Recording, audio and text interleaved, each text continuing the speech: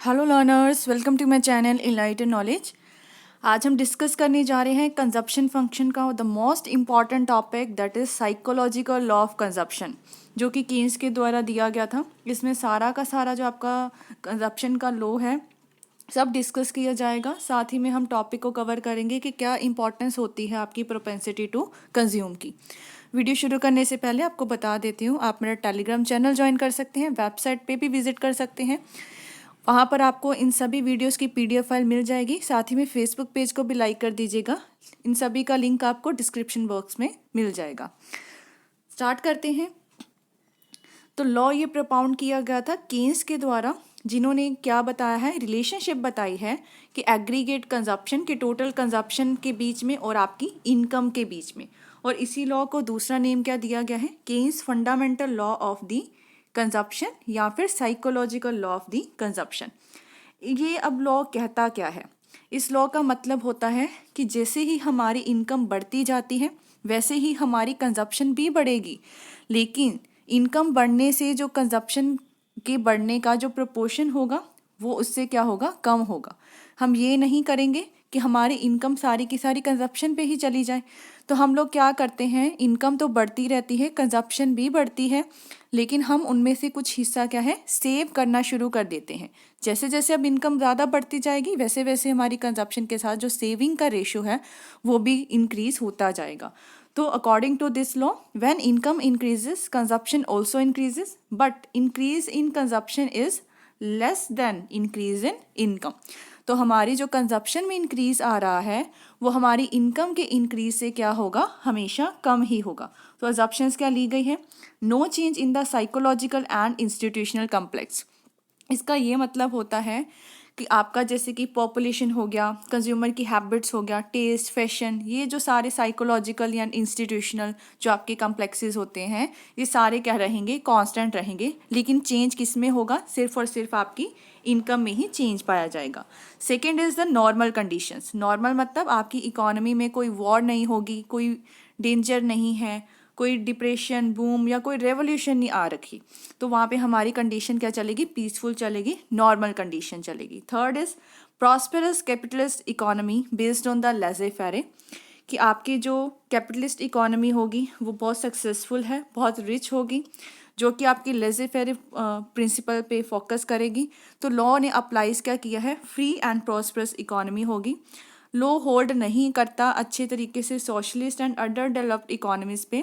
Free economy में क्या होता है कि जो पीपल होते हैं अपने जो भी नीड्स होंगी, जो भी डिज़ायर होंगी उतनी ही कंजप्शन करते हैं। गवर्नमेंट की कोई भी इंटरफेरेंस इसमें नहीं ली जाती, उसके लॉ के अकॉर्डिंग ये चीज़ ली गई है। नेक्स्ट अब बात कर लेते हैं टेबल की। तो इनकम हमारी दे रखी है, उसमें से कंजप्शन कितनी करवाई जाएगी और ये है हमारी सेविंग। तो अगर जब मेरी इनकम ज़ीरो भी है तब भी मैं कुछ ना कुछ कंज्यूम करवाऊंगी अपनी लिविंग को मेंटेन करने के लिए। तो मैंने किसी से बोरो कर लिया, ठीक है, या अपने पास की कोई भी मेरी सेविंग्स होगी उसको लगा लिया, तो मैंने ज़ीरो इनकम पे भी कुछ ना कुछ क्या कर दिया, कंजप्शन किया। तो मेरी सेविंग कैसे निकालनी है, इनकम में से कंजप्शन को माइनस करवा दो। तो 0 - 50 क्या निकला, -50। इसका मतलब मेरी सेविंग बिल्कुल नहीं हो रही, वो नेगेटिव में जा रही है। मतलब 50 रुपये जिससे मैंने लिए थे उसको मैंने देना भी तो पड़ेगा, मेरी सेविंग तो बिल्कुल नहीं हुई। देन क्या हुआ, मेरी इनकम बढ़ के हो गई 50, अभी मेरी कंजप्शन कितनी हुई 75। अब मेरी सेविंग कितनी है -25। फिर मेरी इनकम हुई 100, कंजप्शन भी क्या हो गई 100, तो सेविंग क्या आ जाएगी 100 - 100, 0 आ गई। जैसे जैसे अब देखो इनकम बढ़ती जा रही है मेरी कंजप्शन भी बढ़ेगी, लेकिन इनकम अब ज़्यादा रेशो से बढ़ रही है। लेकिन जैसे हम मानकर चलो यहाँ पे 50-50 का इंक्रीज आ रहा है, लेकिन मेरी कंजप्शन में 20-25 का इंक्रीज आ रहा है। तो हमने यहाँ पे क्या करना शुरू कर दिया, सेव करना शुरू कर दिया कुछ इनकम। 150 थी, 150 की 150 में से 125 मैंने जस्ट क्या है कंजप्शन पे खर्च की। इसका मतलब जो 25 रुपये मेरे बच गए वो मेरी क्या हो गई, सेविंग होगी। वैसे ही 200 इनकम बढ़ गई तो मैंने 150 की कंजप्शन की और 50 मेरी सेविंग होगी। इसी तरीके से इनकम बढ़ रही है तो आपकी सेविंग भी बढ़ती जा रही है। तो टेबल से हम लोग देख सकते हैं कि प्रोपोर्शनेट इंक्रीज इन कंजप्शन क्या है, लेस है to the proportionate increase in income. Initially जब हमारी इनकम बहुत कम है तो हाउस होल्ड अपनी कंजप्शन को कैसे मीट करते हैं, या तो पास्ट की सेविंग से या फिर किसी से बोरो करके। सब्सिक्वेंटली हमने क्या फाइंड आउट किया कि इंक्रीज जो आपकी कंजप्शन में हो रही है वो डिमिनिशिंग रेट पे हो रही है। अब नेक्स्ट हम लोग डायग्राम की बात कर लेते हैं। तो हमने एक्स एक्सिस पे लेना है इनकम को एंड वाई एक्सिस पे आपकी आएगी कंजप्शन। तो हमने पहली चीज़ यहाँ पे क्या बनानी है, जो कंजप्शन कर्व आपकी बनेगी, तो जो हमने टेबल से वो चीज़ें तो सारी देख ली, और इनकम और जो कंजप्शन आपने लेना है, जो आपकी CC1 यहाँ पे कर्व बनेगी वो आपकी क्या होगी, कंजप्शन कर्व होगी, क्योंकि वो ओरिजिन से स्टार्ट नहीं हो रही है। मतलब मेरी इनकम ज़ीरो थी तब भी मैं कुछ ना कुछ क्या करवा रही थी, कंज्यूम करवा रही थी, तो ये मेरी कंजप्शन कर्व बन जाएगी। जब मेरी इनकम ज़ीरो है तो इसका मतलब कंजप्शन मैं कितनी करवा रही हूँ, ये रही OC। जब मेरी इनकम ज़ीरो है तभी मैं इतना जो पोर्शन है वो कंजप्शन करवा रही हूँ, दैट मीन्स सेविंग हमारी क्या हो गई, नेगेटिव होगी। जब मेरी इनकम बढ़ के क्या हो जाएगी, तो हमने पहले इसको बनाने से पहले हम लोग यहाँ पे एक इक्वलिटी की कर्व बनाएंगी 45 डिग्री के एंगल पे। तो ये बन गई, जहाँ पे हमारी कंजप्शन किसकी इक्वल है, इनकम की। इसका मतलब जब अब मेरी इनकम बढ़ के कितनी हो गई है, OY। इसका मतलब जहाँ पर मेरी इनकम बढ़ के OY हो गई, वहाँ पे मैं क्या कर रही हूँ, सारा कुछ ही कंज्यूम करवा रही हूँ। इसका मतलब मेरी कंजप्शन किसके इक्वल हो रही है, इनकम के इक्वल हो रही है इस पॉइंट पे आके। तो इसका मतलब यहाँ पे सेविंग क्या हो जाएगी, ज़ीरो हो जाएगी, क्योंकि ये हमने चीज़ कौन सी ली है, 100 इज इक्वल टू 100 वाली ली है। आफ्टरवर्ड जब मेरी इनकम इंक्रीज हो गई, सपोज करो मेरी इनकम और बढ़ के कितनी हो गई है, ये वाली OY1 होगी। दैट मीन्स कि ये जो पोर्शन आपका आया है A एंड B, तो जब मेरी इनकम बढ़ के OY1 होगी तो मेरी कंजप्शन कितनी बढ़ गई है, ये वाली। मैंने कंज्यूम इतना करवाया और इसमें से सेव कितना करवाया, ये वाला पोर्शन जो हमने AB से रिप्रेजेंट किया है। दोबारा से फिर देख लीजिए, जब मेरी इनकम और बढ़ के कितनी हो गई, OY2 होगी। इसका मतलब जो ये पार्ट होगा ये मैंने किस पे लगाया, कंजप्शन पे, और जो ये वाला पार्ट होगा ये क्या होगा, सेविंग। दैट मीन्स जैसे जैसे इनकम बढ़ती जा रही है तो ये वाला पार्ट भी बढ़ता जा रहा है। ये पोर्शन आ गया आपका CD, ठीक है। और DY2 हमने कंज्यूम कर लिया और CD हमने सेव कर लिया। तो ऐसे ऐसे इसको रिप्रेजेंट करवाया गया है। तो हम लोग गैप देख सकते हैं 45 डिग्री लाइन में और CC1 लाइन में, जो कि हमने दिखाया है इनकम हमारी बढ़ती ही जा रही है लेकिन कंजप्शन उतनी नहीं बढ़ रही। तो हमने कुछ पार्ट अपना क्या कर दिया, उसमें से सेव करना स्टार्ट कर दिया है। तो ये था आपका psychological law of the consumption. Next इसके हैं कुछ propositions of the law. Increased aggregate income leads to increased aggregate consumption but by a somewhat smaller amount, जिसको हमने स्टडी कर लिया है कि जैसे ही मेरी इनकम बढ़ती जाएगी मैं अपनी कंजप्शन को भी बढ़ाती हूँ, लेकिन कंजप्शन इतनी नहीं बढ़ती जितनी मेरी इनकम बढ़ी है। इसके पीछे रीज़न क्या होता है कि जब मेरी इनकम बढ़ती जा रही है तो उससे क्या होगा, जो मेरी बेसिक नीड्स थी, जो ज़रूरतें थी, वो तो पूरी हो गई, जो मेरी बेसिक थी। अब जब पूरी हो गई तो हम ज़्यादा कंजप्शन करवाने की कोशिश नहीं करते और हम लोग क्या प्रेफरेंस देते हैं, मोर सेविंग को। Second is increase income is divided between the consumption and saving, कि मेरी जो इनकम में बड़ी है, मेरी इनकम जितनी बड़ी है वो किसके बीच में डिवाइड होती है, या तो मैं इससे कंजप्शन करूँगी या फिर उसकी सेविंग की जाएगी। तो ये प्रपोर्शन आपका पहले प्रपोर्शन से ही रिलेट करता है। जब एग्रीगेट इनकम बढ़ी, कंजप्शन भी बढ़ी लेकिन कम बढ़ी है, that part of income which is not spend that is called the saving. तो हम लोग ये भी कह सकते हैं आपके जो इंक्रीज आया है इनकम में वो डिवाइड किसके बीच में होता है, कंजप्शन में और सेविंग में, in a certain proportion. Third है increase in the aggregate income is unlikely to lead either to less consumption और less saving than the before, कि हमारे जो इनकम में इंक्रीज आया है या तो उससे क्या हो सकता है कि हम लोग सेविंग्स को, अनलाइकली है कि ये नहीं होगा कि हमारा जो कंजप्शन है हम उसको कम करना शुरू कर देंगे या अपनी सेविंग कम करना शुरू कर देंगे। तो it implies that increase in aggregate income will decidedly lead to increase in saving and consumption. मतलब इनकम बढ़ने से हमारी कंजप्शन भी बढ़ती है और सेविंग भी बढ़ती है। ये इम्पॉसिबल हो जाएगा कि हमारी इनकम बढ़ने से ये दोनों चीज़ें कम होना स्टार्ट हो गई। तो हमेशा ये क्या है, चीज़ें ये बढ़ेंगी। नेक्स्ट टॉपिक शुरू करते हैं, implications of the psychological law of the consumption, या इंपॉर्टेंस हम लोग कह सकते हैं प्रोपेंसिटी टू कंज्यूम की या कंजप्शन फंक्शन की। तो इसमें जो फर्स्ट आपकी इंपॉर्टेंस है या इम्प्लीकेशन है, that is strategic importance of the investment. Investment की यहाँ पे बहुत ज़्यादा सिग्निफिकेंस दी गई है इस लॉ के अकॉर्डिंग। ये लॉ एक्सप्लेन करता है significance of the investment in an economy. जैसे कि हमें पता है कि इनकम और एम्प्लॉयमेंट दोनों ये चीज़ें किस पे डिपेंड करती है, कंजप्शन पे और इन्वेस्टमेंट पे। शॉर्ट टर्म में क्या होता है कि अगर कंजप्शन को हम लोग कांस्टेंट रखते हैं, ठीक है, तो इसमें क्या होगा, जो आपकी एम्प्लॉयमेंट में इंक्रीज आता है वो किसकी वजह से आता है, इन्वेस्टमेंट की वजह से आता है। तो बहुत ज़रूरी हो जाता है निवेश करना, इन्वेस्ट करना ज़्यादा से ज़्यादा इकोनॉमी में। That will be equivalent to the difference between income and expenditure. तो वो आपका डिफरेंस निकल के आएगा कि कितनी हमारी इनकम है, कितना उसमें से खर्चा कर दिया, मतलब खर्चा जो हमने किया है वो एक तरह का आपका निवेश हो जाता है, कि जो खर्चा हमने किया वो किसी ना किसी कैपिटल स्टॉक पे किया, कोई प्रोडक्टिविटी को इंक्रीज करने पे भी किया। अगर ऐसा नहीं होता है तो क्या होगा, जो हमारी डिमांड है वो कम होना स्टार्ट हो जाएगी और हमारी इकोनॉमी में अनएम्प्लॉयमेंट आना स्टार्ट हो जाएगी, अगर हम किसी चीज़ की इन्वेस्टमेंट नहीं करेंगे। तो इस लॉ ने बहुत इंपॉर्टेंस दी है आपको इन्वेस्टमेंट में। Second is possibility of this general over production and unemployment. इस लॉ के अकॉर्डिंग जैसे जैसे हमारी इनकम बढ़ती जाती है, कंजप्शन एक्सपेंडिचर है that does not increase as much as the income does. इसका मतलब ये है कि कुछ ऐसी गुड्स हैं इकोनॉमी में जो एक बायर खरीदता नहीं, मतलब मेरी इनकम जितनी है उसमें से जो कंजप्शन का लेवल है वो उतना नहीं है, वो उससे कम है। दैट मीन ऐसी कुछ चीज़ें बाकी हो जाएंगी इकोनॉमी में जो हमने खरीदी ही नहीं। इसका मतलब जो आपकी मार्जिनल प्रोपेंसिटी टू कंज्यूम है वहाँ पे क्या हो जाती है, लेस देन 1। इक्वल टू 1 तो तब होगी ना जब मैंने क्या किया, सारी की सारी इनकम कहाँ पे लगा दी, कंजप्शन पे लगा दी। लेकिन हम ऐसा करते ही नहीं है, हम सारी इनकम कंजप्शन पे नहीं लगाते, हम उसमें से कुछ पार्ट सेव करना शुरू कर देते हैं। दैट मीन्स जो मेरी मार्जिनल प्रोपेंसिटी टू कंज्यूम है वो हमेशा लेस देन 1 होती है। ये फैक्ट क्या दिखाती है कि total output produce in a country is not board, कि हमने प्रोडक्शन तो कर रखी है लेकिन खरीदने वाले नहीं हैं। तो यहाँ पे पॉसिबिलिटी किसकी हो गई, ओवर प्रोडक्शन की, मतलब प्रोडक्शन सप्लाई है आपके पास लेकिन खरीद नहीं रहे लोग। तो जनरल ओवर प्रोडक्शन से कौन सी चीज़ पैदा होगी, that is the general unemployment. तो इसका मतलब हमने रोज़गार ही नहीं देना किसी को, हमारे पास तो सामान पहले ही पड़ा हुआ है, प्रोडक्शन ही करवाएंगे। प्रोडक्शन करवाने के लिए तो हमें लेबर रखनी पड़ती है ना, लेकिन प्रोडक्शन करवानी ही नहीं, पहले ही इकोनॉमी में क्या है, ओवर प्रोडक्शन है। तो क्या मिलेगा आपको, अनएम्प्लॉयमेंट की सिचुएशन देखने को मिल सकती है। Third is the refutation of the Say's law. तो केन्स का जो साइकोलॉजिकल लॉ है उसने पूरा क्रिटिसाइज किया है सेज लॉ ऑफ मार्केट को, क्योंकि सेज क्या कहता था कि सप्लाई अपनी डिमांड को खुद क्रिएट करती है।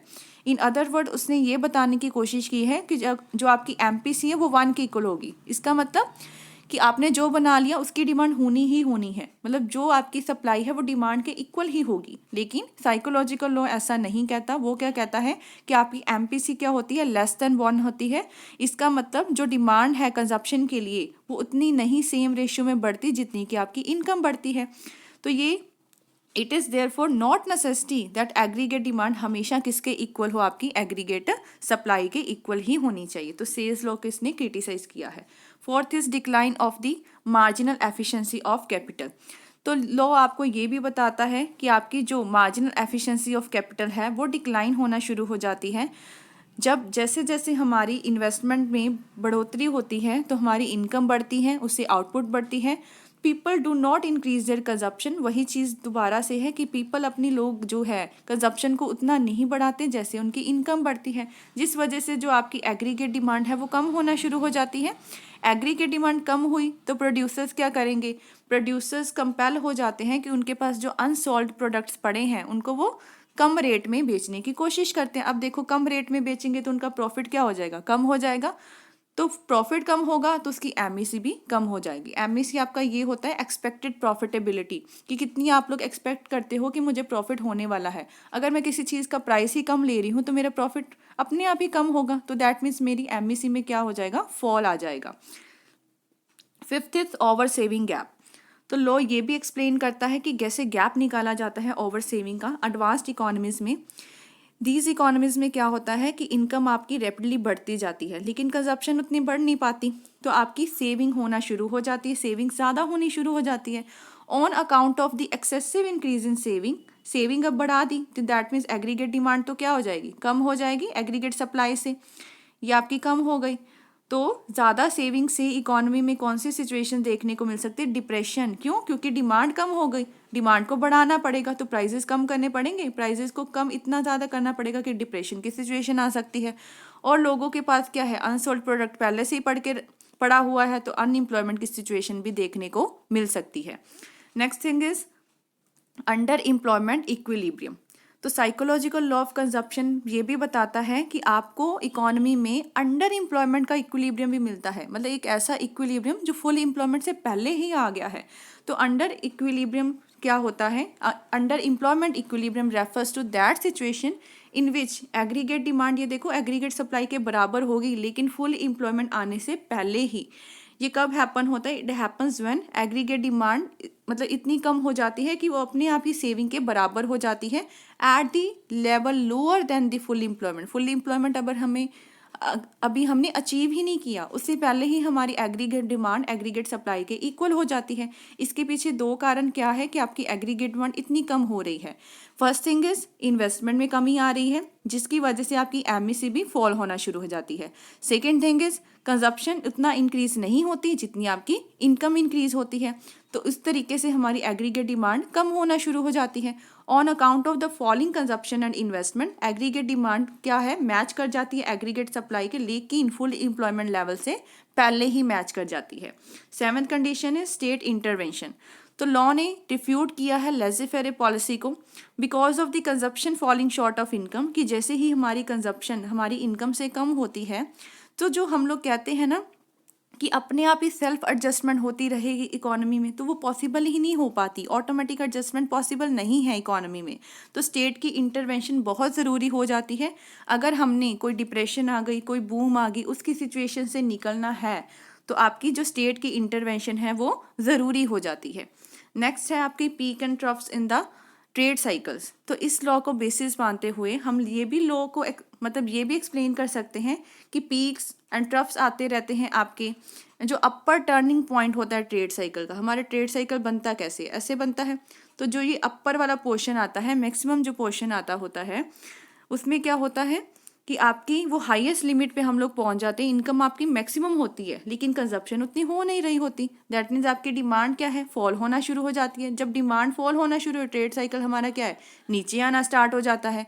जब वो लोएस्ट लिमिट को टच करता है तो दैट मीन्स हमारी इनकम भी कम होना स्टार्ट हो जाती है, लेकिन लोग अपना स्टैंडर्ड ऑफ लिविंग तो उतना ही रखना चाहते हैं, so that consumption expenditure does not fall. अब कंजप्शन उतनी कम नहीं होती है जैसे कि इनकम होगी, तो दैट मीन्स जो डिमांड है that can not fall beyond a minimum limit. Minimum limit है डिमांड के भी फॉल करने की, उससे नीचे डिमांड फॉल डाउन नहीं होगी। हैंस जो ट्रेड साइकिल है दोबारा फिर से कहाँ चले जाएंगे? अपवर्ड टर्न ले लेंगे वो लोग।